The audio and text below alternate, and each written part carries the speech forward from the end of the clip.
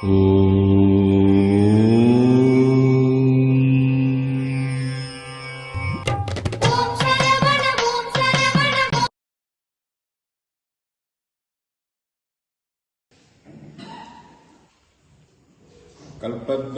பிரணமதாம் கமலாருணாபம் ஸ்கந்தம் புஜத்வயமனாமயமேகவக்த்ரம் காத்யாயனீ சுதமகம் கடிபத்தவாமம் கௌபீனதண்டதர தட்சிணஹஸ்தமீடே மூவிருமுகங்கள் போற்றி முகம் மொழிகருணை போற்றி ஏவரும் துதிக்க நின்ற ஈராறு தோள் போற்றி காஞ்சி மாவடி வைகும் செவ்வேள் போற்றி அண்ணான் சேவலும் மயிலும் போற்றி திருக்கைவேல் போற்றி போற்றி நம பார்வதி பதையே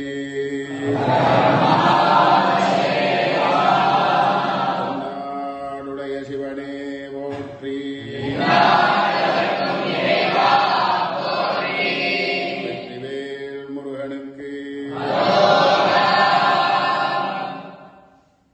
எல்லாம் வல்ல உமையொருபாகனுடைய பெருங்கருணை திருவருளும் குருவருளும் துணை நிற்க திருக்கார்த்திகை தீபத் திருநாளை ஒட்டி முருகப்பெருமானுடைய திருவருளை சிந்திக்கின்ற வாய்ப்பினை நாம் எல்லோரும் பெற்றிருக்கின்றோம். இந்த திருக்கார்த்திகை வைபவம் குரோதி வருடம் கார்த்திகை மாதம் 28ஆம் தேதி 13ஆம் தேதி டிசம்பர் வெள்ளிக்கிழமை அன்று இந்த திருக்கார்த்திகை தீபோற்சவம் உலகமெங்கும் கொண்டாடப்படுகின்ற நிலையில் நம்முடைய வேதாகம அகாடமி நிறுவனம் கள்ளக்குறிச்சி ஆதிசைவர் நலவாழ்வு மையம் இவைகளோடு இணைந்து நம்முடைய சிவபுரம் கல்வி அறக்கட்டளையும் இணைய வழி இந்த தீபத் திருவிழாவை குவளையமெங்கும் குமரன் சிந்தனை என்ற நிலையிலே சிந்திக்குமாறு முருகப்பெருமான் அருள்பாலித்திருக்கின்றார். இது 12 திருமுறை சைவத்தினுடைய ஆணிவேராக இருக்கின்றது. திருமுறைகள் தான் நமக்கு தாய். தேவாரம், திருவாசகம் இவைகள்தான் நமக்கு தாய். இந்த தமிழ் வேதம் காட்டுகிறது தான் நமக்கு தந்தையாகிய வேதாகமங்கள். அப்பா கிட்ட இருந்து அம்மா கர்ப்பத்துக்கு அந்த குழந்தையினுடைய சைதன்யம் போறது. அம்மா அந்த குழந்தைய பெற்ற குழந்தை பிறந்து வளர்ந்தவனையும் கண்ணா இது உங்க அப்பான்னு காட்டுறது யாரு? அம்மா தான். புரியுதா? நமக்கு வேதமே கிடையாது. வேதமோடு ஆகமம் மெய்யாம் என்று தமிழ் தானே நமக்கு காட்டுறது. வேதாகமங்கள் தான் மெய்யான நூல் என்று இதுதானே காமிக்கிறது. ஆச்சாரியர்கள் ஞானசம்பந்த பெருமான், திருநாவுக்கரச பெருமான், சுந்தரமூர்த்தி சுவாமிகள், மாணிக்க வாசகர், இன்னும் 9ஆம் திருமுறை, 11ஆம் திருமுறை, 10ஆம் திருமுறை அருளியவர்கள் திருமாளிகை தேவர் முதலானவர்கள், திருமூலர், காரைக்கால் அம்மையார் முதலிய ஆச்சாரியர்கள்.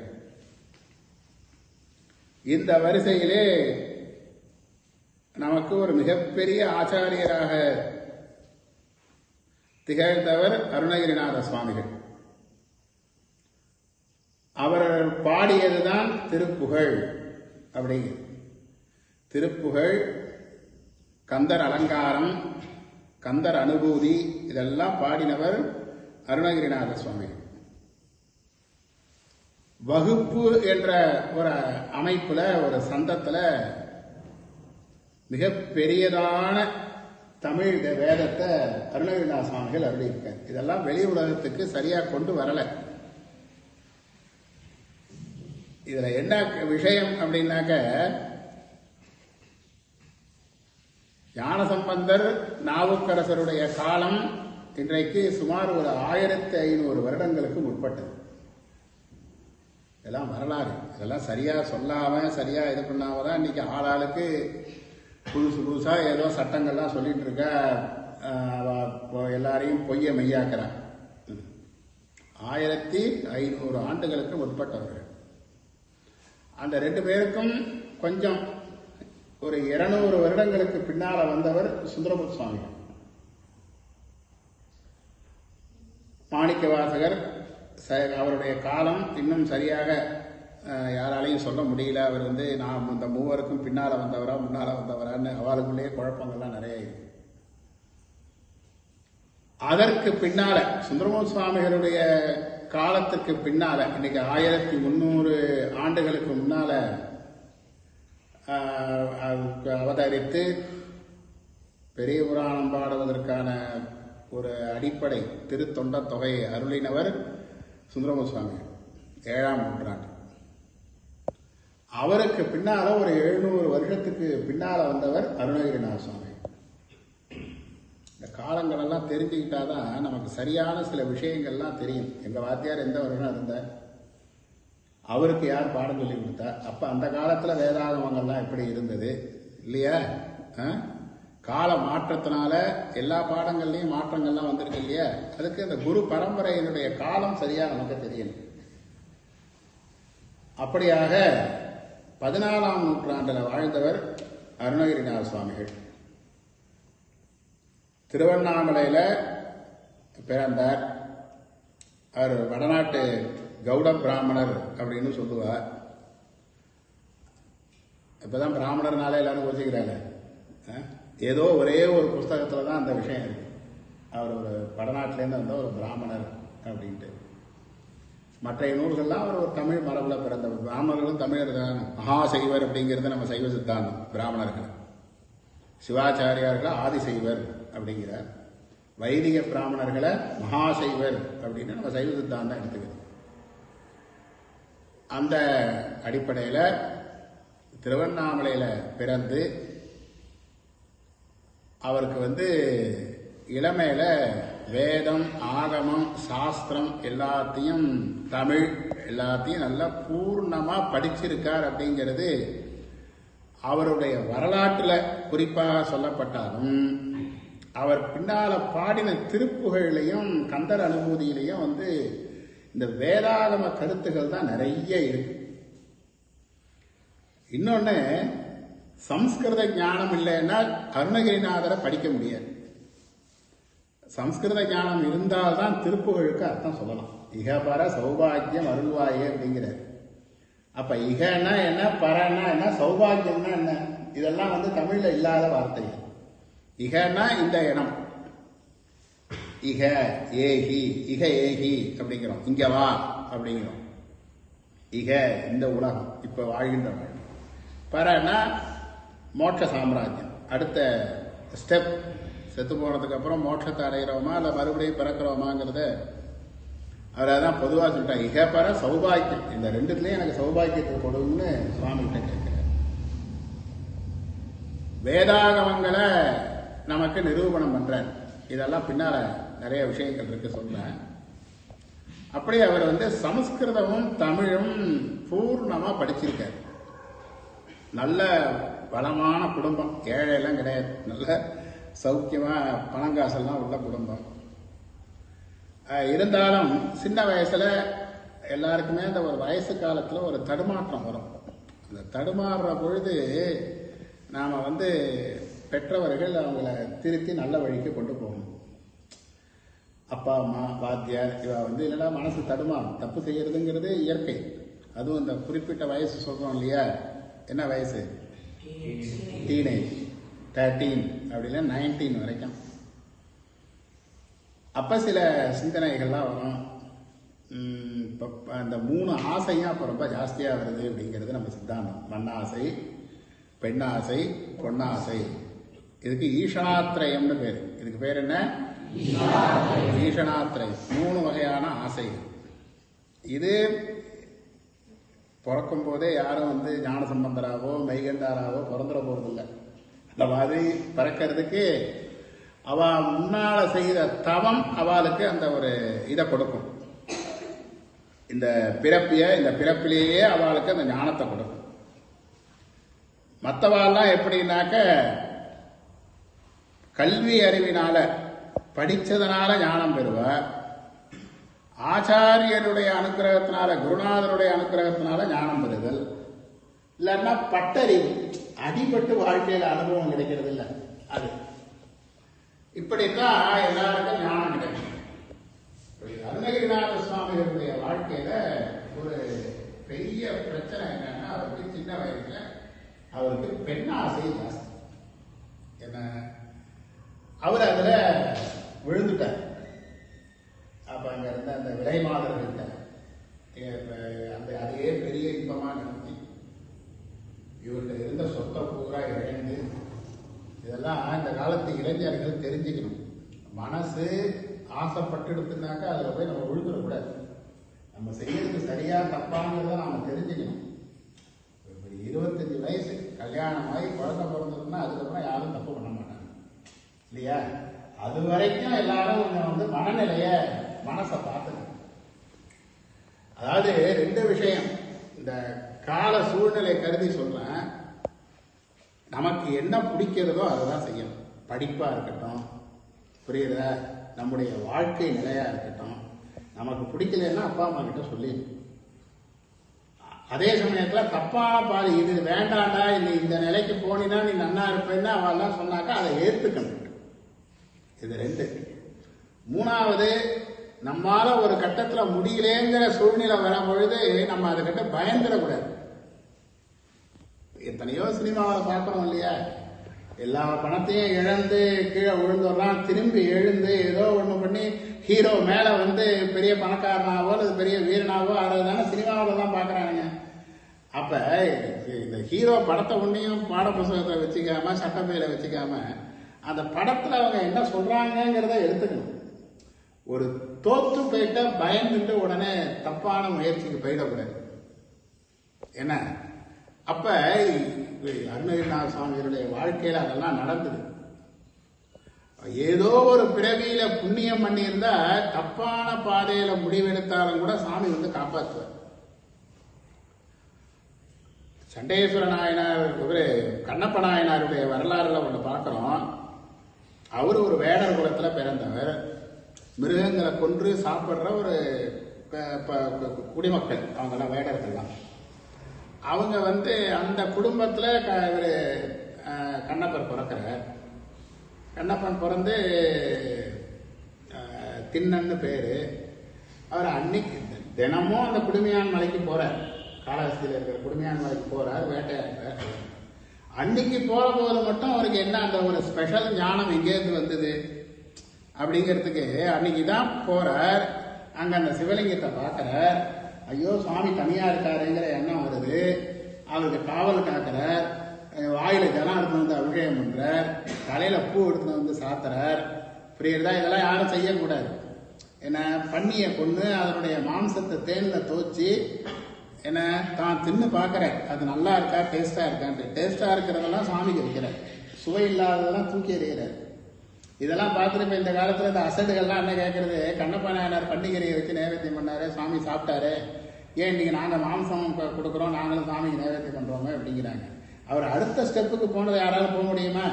கண்ணுல ஒரு சின்ன தூசி விழுந்துடுத்தோன்னா தவிக்கிறோம், கண்ணை நோண்டுறோம், தண்ணி அடிச்சுக்கிறோம், யாரையாவது விட்டு என் கண்ணுல இருக்கிற தூசியை எடுக்க சொல்லுவேன் அப்படிங்கிறோம். அவர் என்ன பண்ணார், அம்பால கண்ணை நோண்டி எடுக்கிறார். அந்த வலியை சொல்ற போதே அந்த கண்ணை வலிக்கிறது இல்லை, அந்த வலியை சுவாமிக்காக பொறுத்துட்டு அது அன்பான ஒரு பூஜையா சமர்ப்பணம் பண்றாருல, அதை யாராலும் செய்ய முடியுமா? எது ஆகாதோ அதெல்லாம் நம்ம மக்கள் ஏத்துக்கிறார். அது போல அதுக்கு இவர் அன்னைக்கு அந்த மலைக்கு போற போது அவருக்கு அந்த ஞானம் வந்ததுக்கு என்ன காரணம் யாரா சொல்லுவாரா? சேக்கிழார் சுவாமிகள் பெரிய புராணத்துல மிக அருமையா சொல்ற, முன்செய் தவத்தின் ஈண்ட அப்படிங்கிற. போன பிறவியில தவத்தின் ஈண்டனா ஒரு குவியல், ஒரு குவியலா அவர் பண்ண தவம் அங்க இருக்கு. எல்லாருக்கும் என்ன இருக்கு? இந்த மூட்டையில அவர் செய்த தவம் அந்த மூட்டையில இருக்கு. மற்றவாளெல்லாம் அந்த மூட்டையில என்ன இருக்கு? பாவம் தான். என்ன அதுவும் பாவம், இருவினை, பாவம் புண்ணியம் அந்த மூட்டையில சேர்ந்துட்டே இருக்கு. அது பிராரப்தம், சஞ்சிதம், ஆகாமியம் அப்படின்னு நம்ம சைவ சித்தாந்தம் சொல்லுவோம். பண்ணதெல்லாம் மூட்டையில் அங்கே இருக்கு. சஞ்சிதம், பிராரப்தம் அதுலேருந்து கொஞ்சம் எடுத்துட்டு வந்து இங்கே நம்ம அனுபவிச்சுட்டு இருக்கோம். ஆகாமியம் இனி செய்ய போற வினைகள். ஏன்னா அப்படி கண்ணப்ப நாயனாருடைய அந்த புண்ணியம் போன பிறவையில பண்ணினது அவருக்கு அன்னைக்கு அந்த எஃப்டி மெச்சூரிட்டி ஆகிற மாதிரி, பேங்க்ல போட்ட பணம் மெச்சூரிட்டி ஆகி அன்னைக்கு அந்த பணம் கைக்கு வர மாதிரி அவரு பண்ணி வச்ச அந்த புண்ணியம் அன்னைக்கு மெச்சூரிட்டி ஆகி அவர் கைக்கு வந்தது. அவர் அந்த மலை மேல ஏறுற பொழுது அந்த நல்ல சிந்தனை வருது. அதுபோல அருணகிரிநாத சுவாமிகள் செஞ்ச சில வினைகள் அவர் இளமையில பெண்ணாசையால பிரிந்தார். பணம் எல்லாம் போயிடுத்து. அவருக்கு இடித்து சொல்றதுக்கு ஆள் இல்லை. நல்லா தெரிஞ்சுக்கங்க, நமக்கு யாராவது நம்ம செய்யறத தப்புன்னு சொன்னா தப்பா இருந்தா தப்புன்னு ஒத்துண்டு பழகுங்க. அதை மறைக்கிறதுக்கு மேற்கொண்டு பொய் சொல்லாதீங்க. புரியுறதா? இது நீ வேண்டாம்பா, இது மாதிரி செஞ்சிருக்க வேண்டாம் அப்படின்னு சொன்னா, ஆமா சார் நான் செஞ்சது தப்பு தான், இனிமேலுக்கு செய்யலை அப்படின்னு நீ இப்படி நடந்துக்க அப்படின்னு சொல்லி யாராவது அறிவுரை சொன்னா கேட்டு பழகுங்க. புரியுறதா? இது என்ன சொல்றன்னா, இடிப்பாரும் உரைப்பாரும் இல்லா ஏமரா மன்னன், இடிப்பாரும் உரைப்பாரும் இல்லா கெடுப்பாரிலாரும் கெடும் அப்படிங்கிறார் திருக்குறள்ல. இடிப்பாறை இல்லாத, அதாவது இடித்து உரைத்து சொல்கின்ற அறிவாளிகள் கிட்ட வச்சிக்காத ஒரு ராஜா, ஒரு அரசன் என்ன ஆவானா, அவன் கெட்டு போறதுக்கு எதிரிகள் தேவையில்லையா. புரியாதா? அவன் தானாவே கெட்டு குட்டிச்சோரா போயிடுவான். அப்படிங்கிறது கூட இருக்கிறவா சொல்ற அறிவுரைகளை கேட்கணும் அப்படிங்கிறது நம்முடைய பண்பாடு. அருணகிரிநாதருக்கு அந்த மாதிரி சொல்றதுக்கு ஆள் இல்லை. அவருடைய அக்கா மட்டும்தான் இருக்கார். ஒரு காலத்துல இவர் இந்த பரத்தையர் வீட்டுக்கு போறதுக்கு பணம் வேணும்னு கேட்கிறார். பணமே இல்லடா தம்பி அப்படின்னு அந்த அக்கா ஆறாங்க. நான் தாண்டா பொண்ணுன்னு ஒருத்தி இருக்கேன் அப்படின்னு ஒரு அக்கா சொல்லக்கூடாத வார்த்தையை சொல்றார். அப்பதான் அவருக்கு வெளியில வராரு. வெளியில மக்கள்லாம் அவரை பார்த்து காரி துப்புறாங்க, ஏளனம் பண்றாங்க. உடம்பு பூரா வியாதி, கையில காசு இல்லை, இதுல இன்னும் உனக்கு ஆசை கடலையாடா அப்படின்னு எல்லாரும் கேட்கறாங்க. அப்ப இவருக்கு மனசு தாங்காம ஓடி போய் திருவண்ணாமலை அந்த கோபுரத்துல ஏறி கீழே விழுந்து தற்கொலை பண்ணிக்கிறதுக்காக போறார். அப்ப அவருடைய போன ஜென்மத்துல பண்ண புண்ணியத்தினால முருகப்பெருமான் தடுத்தார் பண்றார். இதுல நல்லா தெரிஞ்சுக்கங்க. அப்ப நம்மளும் தற்கொலை பண்ணிக்கிறதுக்கு போவோம், முருகன் தாங்குவார்னா தாங்க மாட்டார். என்ன, கீழே இருக்கிற தரை தான் தாங்கும். அப்ப அந்த உடம்புல உயிர் இருக்காது. அதெல்லாம் அவசரப்பட்டு இந்த மாதிரிலாம் செஞ்சு பார்க்க கூடாது. என்ன, நமக்கு கொடுத்துருக்கிற அந்த வாழ்க்கையை நல்லா அனுபவிச்சு எல்லாருக்கும் கிடைக்கிறதா, நல்ல ஒரு குடும்பம், நல்ல ஒரு பாரதாலை, நல்ல ஒரு வாத்தியம், நல்ல சாப்பாடு எல்லாம் கிடைக்கிறது அனுபவிக்கணும். ஏதாவது சில சூழ்நிலையை ஏற்றுக்கிற பக்குவம் வரணும். அப்படி அருணகிரிநாத சுவாமிகள் செய்த தவத்தின் பயனாக முருகப்பெருமான் அவரை அந்த தற்கொலைக்கு முன்னால அவருக்கு கொஞ்ச நாள் தவம் பண்றார். அவர் பெரியவர் சொல்றார், நீ முருகப்பெருமானை நோக்கி தவம் பண்ணி உன்னுடைய வியாதியெல்லாம் சரியா போயிடும் அப்படிங்கிற. அவர் அங்க தபஸ் பண்றார். கண்ணை மூடி தியானம் பண்றார். கண்ணை மூடினா பழையபடி அந்த ஆசைகள்லாம் தான் மனசுல வருது. அப்படியே அவர் கஷ்டப்பட்டு அழறார். முருகா, என்னை நீ என்னுடைய மனசுல இருக்கிற ஆசையெல்லாம் நீ போக்க மாட்டியா? நான் இப்படி இவ்வளவு கெட்டு போயும் நான் இன்னும் தப்பான பாதைக்கே என் மனசு போயின்னு இருக்கேன்னு அழற போதுதான். நல்லா தெரிஞ்சுக்கங்க, அவர் அந்த இடத்துல சொல்றாங்க, இப்படி ஒரு நல்ல உடம்பு, ஒரு நல்ல குடும்பம், ஒரு நல்ல க்ஷேத்திரம் எல்லாம் கிடைத்த இந்த வாழ்க்கையை நான் துளி கூட நல்லது செய்யாம வீணாடிச்சுட்டேன். 10,000 ரூபாய் பணம் தரார் அப்பா. 10,000 ரூபாய் பணத்தை எடுத்துன்னு டவுனுக்கு போய் சினிமா பார்க்கறான், ஹோட்டல்ல சாப்பிட்றான், 5 ஸ்டார் ஹோட்டல் ரூம் போட்டு தங்குறான், வெடிக்கிறான், எல்லாம் பண்ணி 10,000 ரூபாய் செலவு பண்ணிட்டான். ஏதாவது அதுல ஒண்ணு மீந்திருக்கா, ஏதாவது அதனால ஒரு நல்ல காரியம் நடந்திருக்கா? அப்ப மனசுக்கு அப்பா கேட்கிறார், 10,000 ரூபாய் இப்படி குட்டிச்சோறு பண்ணிட்டேடா அப்படின்ட்டு. அந்த மாதிரி இவருடைய 25 வருட வாழ்க்கையையும் குட்டிச்சோரா பண்ணிட்டோமேன்னு அவர் மனசு தாபப்பட்டு தான் அந்த தவத்தையும் விட்டு தற்கொலைக்கு போறார். அது கீழே விழற போது முருகன் வந்து தாங்கிக்கிறார். தாங்கிட்டு அவருடைய நாக்குல வேலாயுதத்தால ஓம் அப்படின்னு பிரணவத்தை எழுதுற. பிரணவத்தை எழுதி அவருக்கு வந்து அருணகிரி என்ற பெயரோட நாத அப்படிங்கிற தீட்சா நாமம் கொடுக்கிறார். இதெல்லாம் இந்த நால்வருடைய வாழ்க்கையோடய நாம வந்து வாத ஊரர்னு தான் பேர். மாணிக்க வாசகருடைய இயற்பெயர் என்னன்னு யாருக்கும் தெரியாது, வாத ஊரர்னு தான் பேர். அவர் அந்த சிவபுராணம் பாடின உடனே அவருக்கு மாணிக்க வாசகர் அப்படிங்கிற தீட்சா நாமம் கொடுக்கிறார். முதல்ல மாணிக்க வாசகரை கண்ணால பார்த்தார்.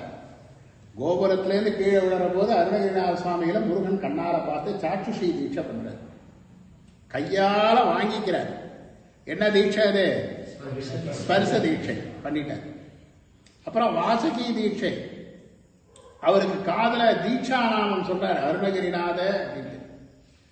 பிரணவ மந்திரத்தை காதல உபதேசம் பண்றார். அப்புறம் ஏன் நாக்குல எழுதினாருன்னா, அது வரைக்கும் அந்த நாக்குல சரியான நல்ல புண்ணியமான மந்திரங்கள்லாம் சொல்லாததுனால அந்த நாக்கை புனிதப்படுத்துறதுக்காக அந்த நாக்குல ஓம்னு வேலாயுதத்தால எழுதுறேன். அதற்கு பிறகு நீ என்னை வந்து சொற்றமிழ் பாடுக, இது சுந்தரமுசாமிகளுடைய வரலாறுல நடந்தது. இதெல்லாம் பின்னால 16,000 திருப்புகழ் பாடிங்க அருணகிரிநாத சுவாமி. இன்னைக்கு வந்து 1100க்குள்ளதான் நமக்கு திருப்புகழ் கிடைச்சிருக்கு. 16,000 திருப்புகழ் பாடல் பாடுற. அப்படி நால்வரையும் அவர் வந்து திருச்சிராப்பள்ளியில உள்ள முருகப்பெருமான தரிசனம் பண்ற பொழுது அங்க ஞானசம்பந்தர் பாடின பாடல்களை குறிப்பிட்டு சொல்றாரு. ஒவ்வொன்றையும் சொல்லிட்டு தான் நேரம் நிறைய போகும். சுந்தரமுசாமிகளை சொல்றாரு. திருக்குறளை பத்தி சொல்றாரு. திருக்குறளை பூர்ணமா ஏன்னா வள்ளுவர் காலத்துக்கு பின்னால வந்தவர் திருக்குறளை சொல்றாரு. அப்படியே திருவண்ணாமலையில இருந்து முத்தை திருபக்தி திருநகைங்கிற திருப்புகழை முதல்ல பாடுறார். இது எப்படின்னா, சுவாமி வந்து சுந்தரம சுவாமிகளுக்கு அடியெடுத்து கொடுக்குறார். பித்தா பிறை சூடிட்டு நீ என்ன வைசியப்பா அதையே வச்சு பாடுன்னு அடியெடுத்து கொடுக்குறார். அதே மாதிரி இங்க முருகப்பெருமான் அவருக்கு எதுக்காக சொல்றேன்னா, இந்த முருகப்பெருமானுக்கும் சிவபெருமானுக்கும் எந்த வேறுபாடும் கிடையாது. புரியுறதா? எந்த வேறுபாடும் கிடையாது.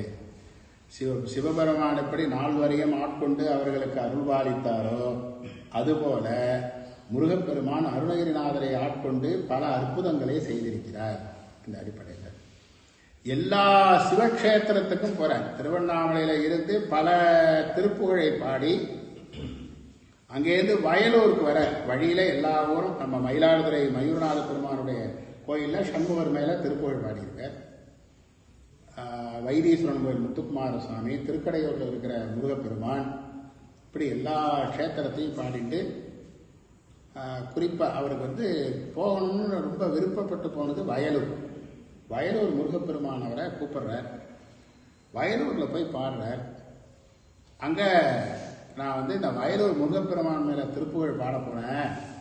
அந்த பாட்டு நிர்விக்கினமா இருக்கணும், அதனால முருகப்பெருமான் பிள்ளையார் எனக்கு அருள் பண்ணட்டும் அப்படின்ட்டு ஒரு ரொம்ப குறிப்பா தான் அவர் மற்ற பிள்ளையார் மேலெல்லாம் அங்கேயும் பார்த்தீங்கன்னா முருகப்பெருமான முக்கியத்துவம் படுத்தி தான் அடுத்த சாமியை சொல்லுவார்.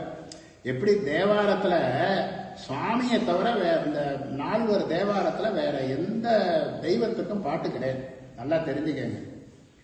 பிடியதன் உருவமை கொலைன்னு பிள்ளையாருக்கு எல்லாரும் பாட்டு பாடுறாங்க இல்லையா, அது பிள்ளையார் மேல பாடின தேவாரம் இல்ல. அப்படிப்பட்ட பிள்ளையாரை வர செய்த வழிவலமுறை இறைவன் சிவபெருமானத்தான் சொல்றார். சிவபெருமானை தவிர வேற யாரையுமே பாடல இந்த நால்வர் தேவாரத்தில். பின்னால 11ஆம் திருமுறையில மற்ற தெய்வங்களுக்கெல்லாம் வருது. அதுபோல முருகப்பெருமானை தவிர வேற யாரையுமே பாடல அருணகிரிநாத சுவாமி. வயலூர்ல ஒரு அற்புதமான பாடலை பாடுற, கைத்தல நிறைகனி அப்பாவோட அவள் பொறி அப்படிங்கிற அந்த திருப்புகழை விநாயகப் பெருமான் மேல பாடுறார். அதுல முருகப்பெருமான்கிட்ட கேட்கிறார், இந்த திருப்புகழ் பாடுற என்னுடைய பணி தடையில்லாமல் நிறைவேறணும், அதற்கு விநாயகப் பெருமான் அருள் புரியணும்ட்டு அந்த இடத்துல அந்த விநாயகப் பெருமானுடைய தம்பியேன்னு முருகப்பெருமானை தான் பாடுறார். வயலூரில் அப்படி ஒரு பாட்டை பாடுறார். அங்கே இருந்து நிறைய திருப்புகழ்லாம் பாடிட்டு இருக்கார். அதற்கு பிறகு வயலூரில் முருகப்பெருமான் தடுத்தாட்கொள்றார். இங்கே வேதாரண்யத்தில் ஞானசம்பந்தரும் நாவுக்கரசரும் இருந்து அந்த கதவை திறக்க பாடி அப்புறம் திரும்ப அடைக்க பாடி இந்த அற்புதங்கள்லாம் செஞ்சுட்டு வர ஞானசம்பந்தர் அங்கேருந்து மதுரைக்கு போயிட்டார். நாவுக்கரசர் இங்கே திரும்பி இங்கே வரப்பொழுது திருவாய்மூருக்கு வான்னு சுவாமி கூப்பிடுறார். திரு ஆய்மூர் அங்கே போய் சுவாமியை தரிசனம் பண்ணிருந்தார். வழியில் அவருக்கு பசி எடுக்கிறது, அவருக்கு வந்து பொதிசோறு தயிர் சாதம் தரார் சுவாமி ஒரு கிழ வேதியர் வேடத்தில் வந்து. அதுபோல வயலூரில் அருணகிரிநாத சுவாமிகள் தூங்கின்றது போது கனவுல நீ விராலிமலைக்கு வர வேண்டாமா அப்படின்னு கூப்பிடுறாரு. அப்போ அவர் காலப்புறம் எழுந்து அழுது புலம்பி, முருகா எனக்கு உனக்கு என் மேலே இவ்வளவு கருணையா, மயில் வாகனனா வள்ளி தேவதைனா வந்து எனக்கு வந்து நீ வயலூர் விராலிமலைக்கு வான்னு கூப்பிட்டேன்ட்டு உடனே விராலிமலைக்கு போறாருங்க தரிசனத்துக்கு. அங்கே போனாக்க அங்கே வந்து ஒரு குறாமரம்னு ஒன்று இருக்கு. ஆதி காலத்தில் இந்த மாதிரி மலை மேலே கோபுரத்தோட கோயிலெலாம் கிடையாது. அங்கே ஒரு மரத்தில் தான் அங்கே ஒரு வேங்க ஒன்று ஒரு வேடனை துரத்தின்னு வந்துருக்கு. துரத்திலே வந்து என்ன பண்ணியிருக்கான், வேடன் ஓடிட்டே இருந்திருக்கான். அந்த குறாமரத்துக்கிட்ட போன உடனேயும் அந்த வேங்க அந்த மரத்தில் மறைஞ்சிடுச்சு. புரியுதா? அப்போ அது வந்து ஏதோ ஒரு இறைவன் அங்கே வந்து மறைஞ்சிருக்கார் அப்படின்னு சொல்லி அது முருகப்பெருமானாக அந்த குறாமரத்தை தான் வழிபாடு செய்திருக்கிறாங்க ஆதி காலத்தில். அப்புறம் முருகப்பெருமானை பிரதிஷ்டை பண்ணியிருக்காங்க. அருணகிரிநாத சுவாமிகள் விராலிமலைக்கு போகிற பொழுது ஒரே காடு. இப்போ என்ன 10 மைலுக்கு அந்தண்டே தெரியுது விராலிமலை மேலே அந்த ராஜகோபுரத்து லைட்டு அப்படியே பிரகாசமாக எங்கேயிருந்து பார்த்தாலும் நம்மளை கூப்பிடுறது. அப்போ ஒரே காடு. ஒரு போய் திக்கு முக்காடிட்டு அலைஞ்சிட்டு இருக்காரு. முருகன் எங்கே இருக்காருன்னு தெரியலையே அப்படிங்கிற பொழுது முருகப்பெருமான் ஒரு அந்தன சிறுவனாக வந்து அவரை அழிச்சிட்டு போய் அந்த முருகன் சன்னதியை காமிச்சு அங்கே திருப்புகழ் பாட கேட்டு ரசித்தார். அவருக்கு அங்கே உபதேசம் பண்ணியிருக்கார் விராலிமலையில். அதுக்கப்புறம் திருநாவுக்கர சுவாமிகளுடைய வாழ்க்கையில் அவருக்கு வந்து ரொம்ப நாள் வந்து 2-3 விஷயம் சுவாமிகிட்ட கேட்டுட்டே இருந்தார். திருவடி தீட்சை வேணும் அப்படின்னு கேட்டார்.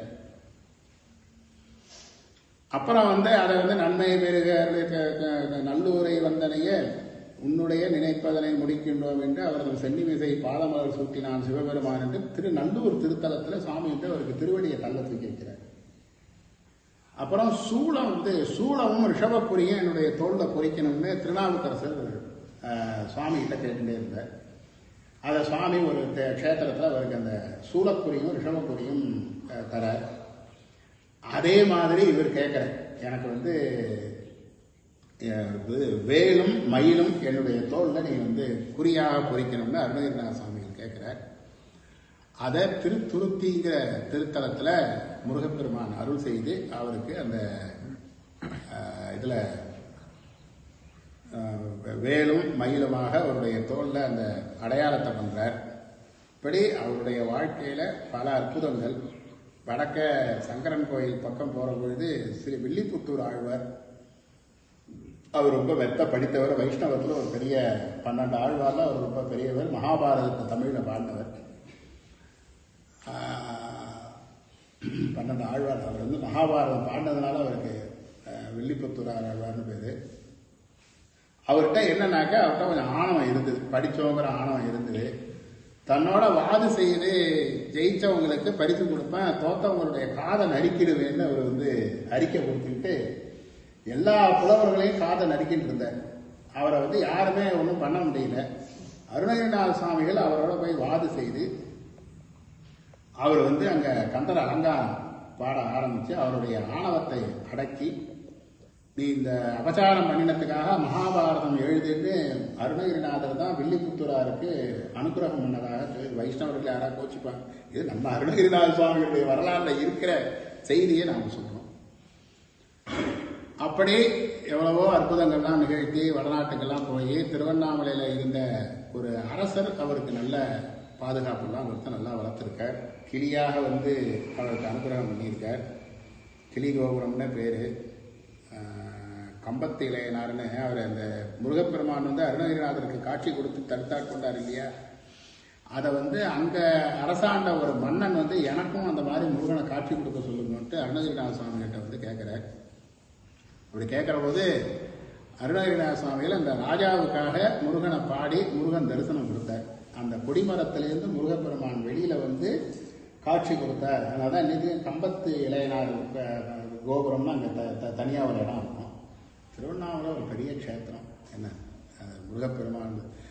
முருகப்பெருமான் வந்து எல்லா கோயிலையுமே முருகனை பாடினார் அப்படிங்கிற அந்த கான்செப்டை எப்படி எடுத்துக்கணும்னா, சுவாமியினுடைய திருவிளையாடலாம் சொல்லி முருகப்பெருமானை பாடி முடிக்கிறார். இது வந்து ரொம்ப பிரத்யட்சமா எங்க தெரியுதுன்னு சொன்னாக்க, சிதம்பரத்தில் வந்து அவர் திருப்புகழ் பாடுறார். அங்க ஆனந்த தாண்டவம் ஆடின நடராஜாவை முருகனா பார்க்கிறார். இது எங்க இதுனாக்க, நமக்கு ஆகமத்தில் குமார தந்திரம் முருகனுக்காக உள்ளது.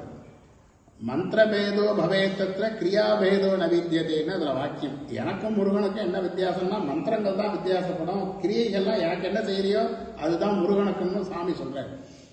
அதுபோல அருணகிரிநாத சுவாமிகள் வந்து எல்லா க்ஷேத்திரத்தில் இருந்த சிவபெருமானை அந்த முருகப்பெருமான் வடிவிலே தரிசித்திருக்கிறார்.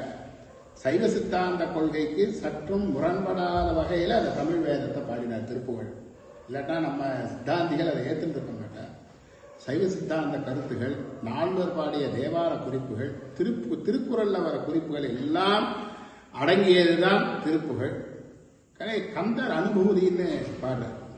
அனுபூதிங்கிறது வந்து என்னன்னாக்க, நம்ம அனுபவிச்சதை நம்ம மனசால மட்டும்தான் உணர முடியும்.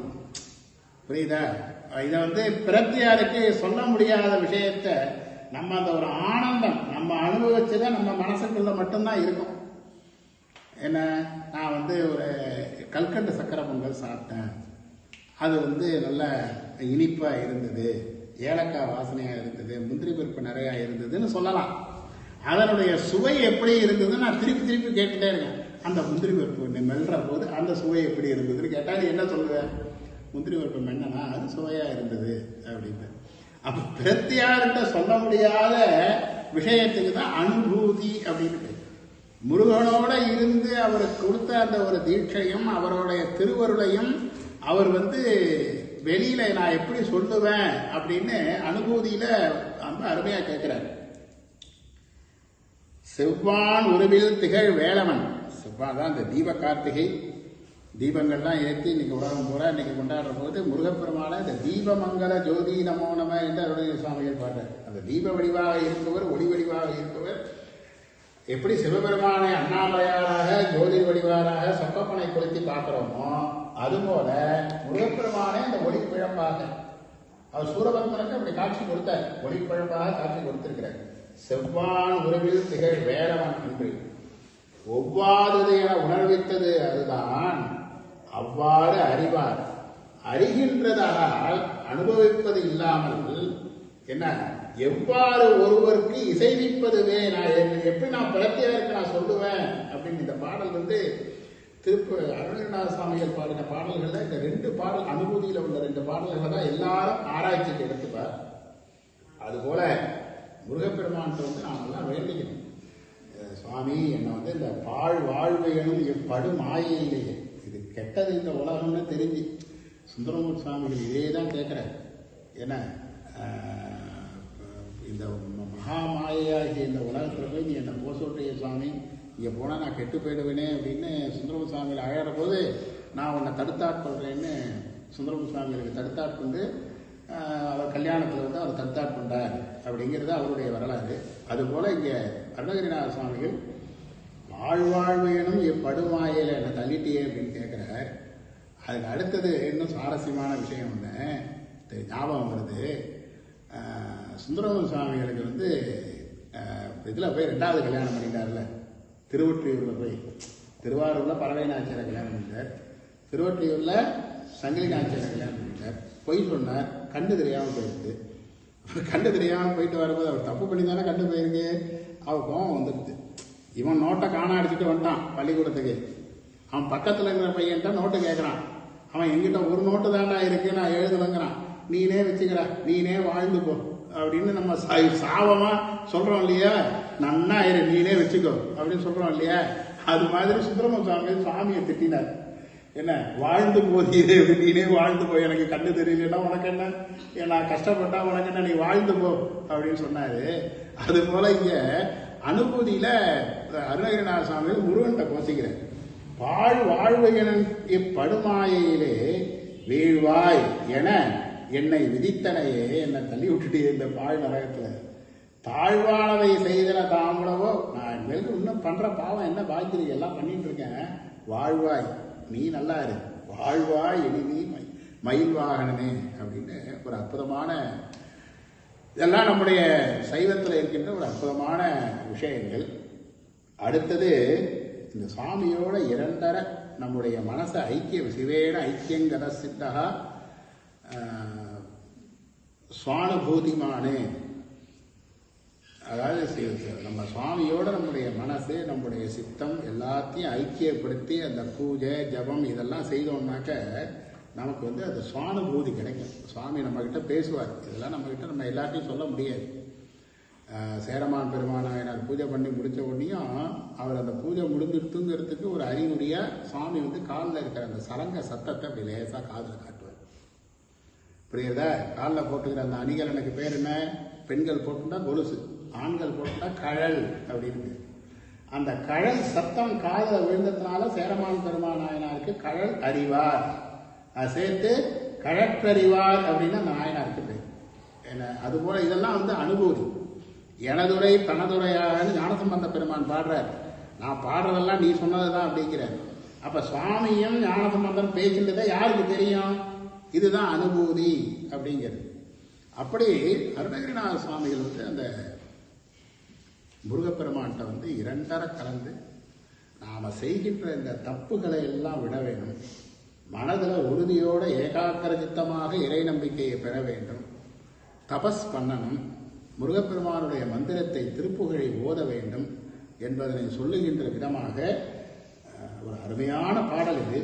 தூசா மணியும் துகிலும் புனைவாள் நேசா முருகா நினது அன்பு அருளால், முருகான்னு கூப்பிடுற முதல்ல, முருகா உனது அன்பு அருளால், உன்னுடைய அருள் இருந்தால்தான் ஆசானிகலம் துகளாயின பின், என்கிட்ட நிகழம்னா கூட்டம், பெரிய அடப்பு, ஆசானிகலம் என்கிட்ட ஆசை மூட்டை மூட்டையா இருக்கு சுவாமி. அந்த ஆசையெல்லாம் அருந்தால், இந்த ஆசைகள் எல்லாம் ஒழிந்தால், மனது சரணமில்லாமல் இருக்கின்ற நிலையில் பேசா அனுபூதி பிறந்ததுவே. இந்த ஒரு வார்த்தை பல லட்சம் கோடி ரூபாய் பெருமானம். இது ஆராய்ச்சி எல்லா தமிழ் ஆர்வலர்களும் எல்லா சித்தாந்திகளும் இந்த வார்த்தையை எடுத்துட்டு பேசுவார். பேசா அனுபூதி பிறந்ததுவே அப்படின்னா தேவையில்லாத ஆசைகள் எல்லாம் இருக்கக்கூடாது, மனோதைரியத்தை இழக்கக்கூடாது, நல்ல படிப்பு, நல்ல தபஸ், இதோட சுவாமி பக்தியோட நம்ம ஒரு நல்லவனாக வாழ்ந்தால் நமக்கு வந்து இந்த அனுபூதி பிறந்து ஒரு பெரிய ஞானியாக ஆகலாம் என்பதனை எவ்வளவோ கீழே எவ்வளவோ பாவங்கள் எல்லாம் செய்தவர், தற்கொலைக்கு முயற்சி பண்ணவரை ஒரு பெரிய முனிவராக, ஒரு சித்த புருஷராக. ஏன்னா கோயிலில் வந்து டக்குன்னு யாரையும் இப்போ ஞானசம்பந்தர் சீர்காழியில் பிரதிஷ்டை பண்ணார். செத்து போனவருடைய உடல் அவர் சாமியோட ஐக்கியம் ஆயிட்டார். சுந்தரமு சுவாமியில் ஐக்கியம் ஆயிட்டார், நேராக கைலாசத்துக்கு போயிட்டார். நாவுக்கர சுவாமியில் திருப்புகலூர்ல சுவாமியோட ஜோதியில கலந்துட்டார். மணிவாசல் பெருமான் தில்லை நடராஜர்கிட்ட அப்படியே கலந்துட்டார். அந்தந்த சுவாமிகிட்ட கலந்து அருணகிரிநாத சுவாமியில் இந்த பூத உடலோட இறந்து போயிட்டார். அப்ப அந்த ஊர்ல இருந்த அந்த ராஜா அந்த கோயில் பிரகாரத்துல அவரை சமாதியா வச்சிருக்கான், புதைச்சிருக்கான். புதைச்சி அவருக்கு அதுக்கு மேல அருணகிரி சுவாமியில விக்கிரக பிரதிஷ்டை பண்ணி இன்னைக்கும் பூஜை நடந்துருக்கு. என்ன அப்பேற்பட்ட ஒரு சமாதி நிலையில இருந்து சுவாமியை தியானித்தவர், அனுபூதி என்றால் இந்த உலகத்திற்கு என்னன்னு சொன்னவர். திருப்புகழ் சந்தம் வந்து இருக்கு, அதான் சொன்னேன். அது வந்து இந்த ஒவ்வொரு பாடலும் ஒவ்வொரு விதமான சந்தம், ஒவ்வொரு விதமான தாளக்கட்டு. அது போல ஒரு இனிமையான தமிழ் வேற எதுவுமே கிடையாது. ஒவ்வொரு பாட்டிலையும் மந்திரங்கள் பீஜாட்சரங்கள்லாம் சொல்லுவார். அதுவும் வகுப்புன்னு சொன்னோம் இல்லையா, ஒரு வகுப்புன்னு சொல்லி நம்ம கத்தியம் சொல்றோம்ல சுவாமிக்கு, இந்த சூர்ணிகை எல்லாம் சொல்றோம்ல, சூர்ணிகை மாரி தமிழில் பண்ணியிருக்க. வாயிலேயே அதை ஒருத்தர் சண்டை சொல்லி கத்துண்டாதான் வாயிலேயே நுழையும். அப்பேற்பட்ட ஒரு பெரிய பெரிய சூர்ணிகை பண்ணியிருக்க முருகப்பெருமான் மேல. அப்பேற்பட்ட அந்த தமிழாகரர் தமிழ் வழி முருகப்பெருமானை வழிபட்டு முருகப்பெருமானுடைய பெருமையை இவ்வுலகுக்கு உணர்த்திய அருணகிரிநாத சுவாமிகள் பாடிய அந்த திருப்புகழ் பாடல்களை குவளையந்தோறும் நம்முடைய வேதாகம அகாடமி நிறுவன கல்யாண்ஜி அவர்களும், கள்ளக்குறிச்சி ஆதிசைவர் நலவாழ்வு மையம் சிவஸ்ரீ தில்லை கார்த்திகேய சிவம் அவர்கள் நம்மையும் இந்த ஒரு சிந்திக்க என்ற வாய்ப்பை கொடுத்து இந்த ஒரு திருப்பணியை நன்றே செய்து வருகின்றார்கள். உலகத்தோர் திருப்புகழும் அனுபூதியும் கந்தரலங்காரமும் போதி திருக்கார்த்திகை நன்னாளிலே எல்லாம் உள்ள உமையொருபாகனுடைய பெருங்கருணை திருவருளும் முருகப்பெருமானுடைய ஈடில்லா கருணை திருவருளும் பெற்று வாழ்வாங்கு வாழ்வார்களாக என்று வாழ்த்தி நிறைவு செய்கின்றோம். திருச்சிற்றம்பலம். உருவாய் அருவாய் உளதாய் இழுதாய் மறுவாய் மலராய் மணியாய் ஒளியாய் கருவாய் உயிராய் கதியாய் விதியாய் குருவாய் வருவாய் அருள்வாய் குகனே.